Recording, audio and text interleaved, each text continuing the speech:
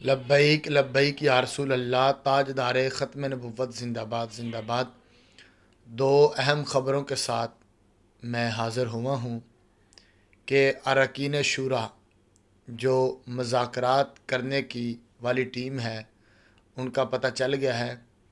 کہ آج ان کی کارکنان سے جیل کے اندر ملاقات ہوئی ہے اور بڑی طویل ملاقات ہوئی ہے۔ انشاءاللہ جلد ہی رکن شورا اراکین رکن شورا وہ انشاءاللہ منظر عام پر آ جائیں گے، اور ساتھ ہی میاں جلیل احمد شرک پوری آپ نے فرمایا ایک اپنے انٹرویو کے اندر کہ میں تو جب سے سعد حسین رضوی سے ملا ہوں میں تو ان کا عاشق ہو گیا ہوں۔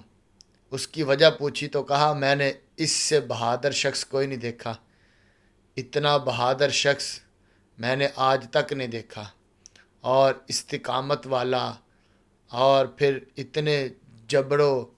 ظلم کے سامنے ڈٹ کر کھڑے ہونا، اس سے بہادر شخص میں نے کوئی نہیں دیکھا۔ تو تیسری خبر یہ ہے کہ مفتی منیب الرحمن کے ساتھ سندھ کے جید علماء کرام کی میٹنگ ہوئی، اور تحریک لبیک یا رسول اللہ صلی اللہ علیہ وسلم کے حوالے سے اہم تبادلہ خیال ہوا، اور جلد انشاءاللہ مفتی صاحب کی طرف سے بھی انشاءاللہ جلد جو ہے نا وہ انشاءاللہ جلد خوشخبری آنے والی ہے۔ اور چوتھی بات یہ ہے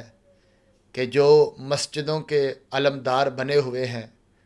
کیا ان کو جامع مسجد رحمت للعالمین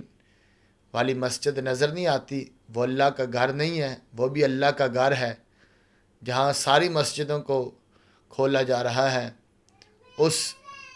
اللہ کے گھر کو بھی کھول کر قال رسول اللہ صلی اللہ علیہ وسلم کی